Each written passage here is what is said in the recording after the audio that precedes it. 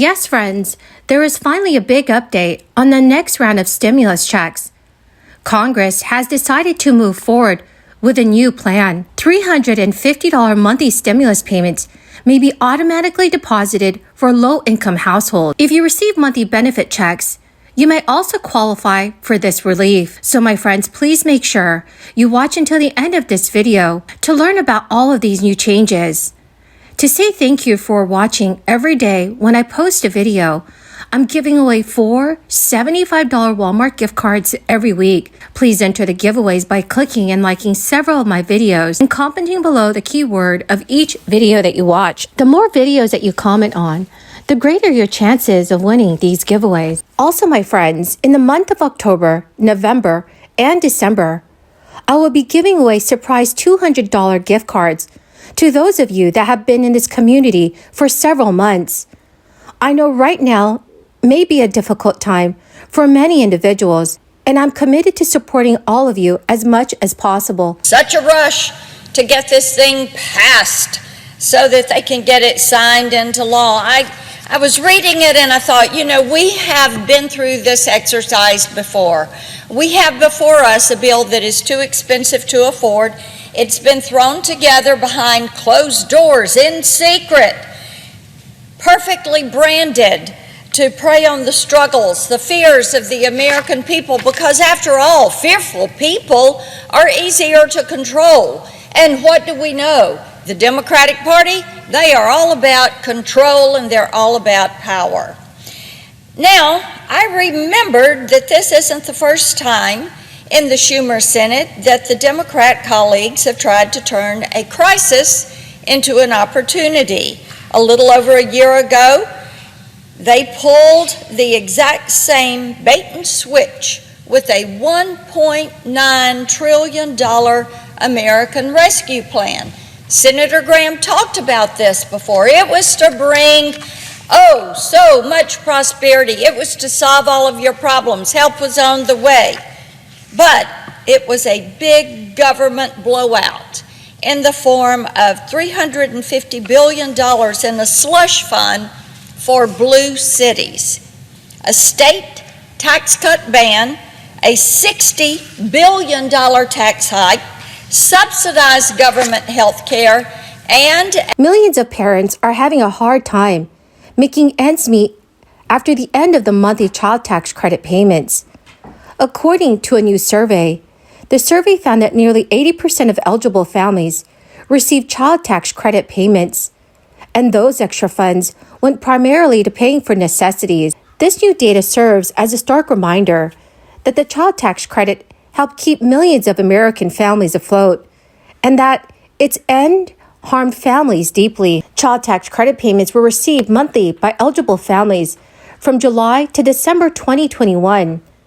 The program, which made the tax credit fully refundable, expanded a tax credit from $2,000 up to $3,600 per child, and it was a resounding success and helped families afford necessities and pay bills. However, the Senate failed to pass an extension on the monthly payments, despite positive feedback from families on both sides of the aisle. Democratic holdout Senator Joe Manchin is credited with not allowing the extension to move forward in President Biden's Build Back Better Act, which would have extended the monthly payments. Previous research credited the monthly child tax credit payments with lifting 4 million children out of poverty, slashing child hunger rates, and helping even upper-middle-class families pay for necessities such as bills and education payments.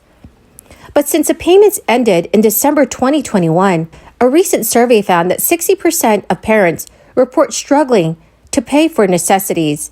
Republican Senator Mitt Romney is also proposing a monthly payment package. Mitt Romney's proposal calls the bill the Family Security Act.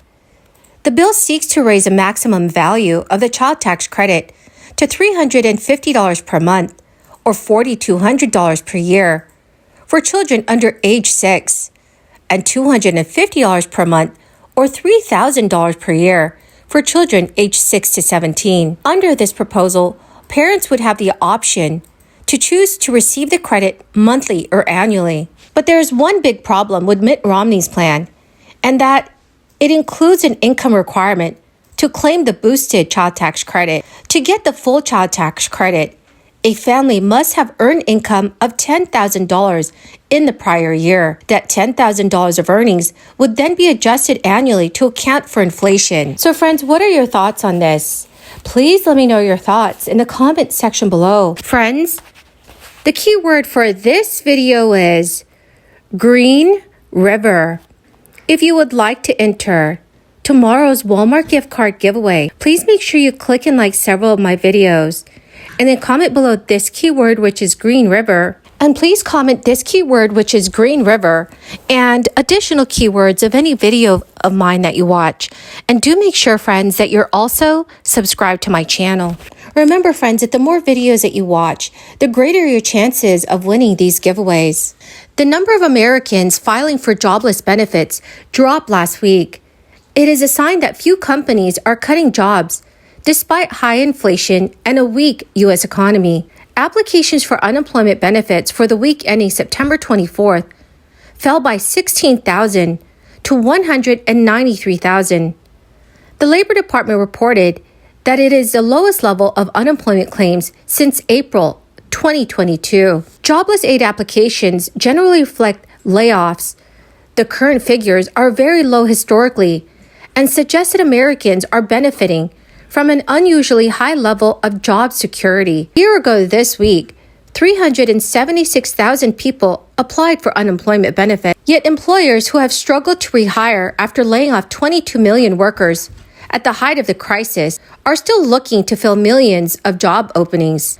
There are currently roughly 2 open positions for every unemployed worker, near a record high. With thousands of companies desperate for workers, they are much more likely to hold on to their current staff. The Federal Reserve is aiming to bring down inflation by rapidly raising its key interest rate, which is currently in a range of 3% to 3.25%. A little more than 6 months ago, that rate was near zero.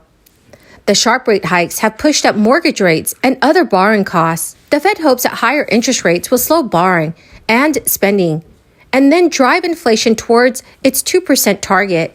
Fed officials are increasingly warning that the unemployment rate will likely have to rise as part of their fight against rising prices. If the number of unemployment claims drop, as it did last week, it suggests that the Fed may have to raise rates even higher than it plans to slow the economy. Well, my beautiful and amazing friends, that is the end of my daily stimulus update video. Thank you so much, dear friends, for joining me here every day and watching the videos I post. The winner of yesterday's Walmart gift card giveaway is Lisa McMorris. Congratulations, my friend. Remember, to claim your gift card, please check your notifications page and send me an email. Or you can also send me a message on my Facebook page. Thank you, friends, and have a wonderful and blessed week. A union pension bailout. Now, Mr. President, it is pretty clear who the Democrats were trying to rescue with that bill, and it was not hardworking American taxpayers. They got the shaft on that, and they know it. And then, of course, we considered the infrastructure package that had almost nothing to do with infrastructure, but it served as a very useful vehicle for a lot of the Green New Deal. Remember, Build Back Better, they couldn't get it across. They had to break it into parts. So you've seen parts of it in different bills. Part of it was in that infrastructure package. To Tennesseans, this was a missed opportunity because they desperately need meaningful improvements to broadband infrastructure and access to high-speed internet connections. It was a missed opportunity for all Americans seeing crime and drugs that are in their communities because of that open border, and it was a missed opportunity for the Keystone XL pipeline and for support for American energy. Missed opportunities continue to be their theme. Just a few short days ago, we passed a CHIPS and Science bill. Sounds really good and constructive. But over the course of a few years, this ballooned from an emergency investment in semiconductors into an almost $300 billion gateway to industrial planning, and of course, more of the Green New Deal. My Democratic colleagues took an opportunity to unravel our dangerous relationship with the Chinese Communist Party and squandered it on a tee-up to seizing more control over the manufacturing and upstream suppliers we should be empowering. Fast forward to this month, and here we go again, sifting through a package that costs nearly $1 trillion, yet is somehow still marketed as the Inflation Reduction Act.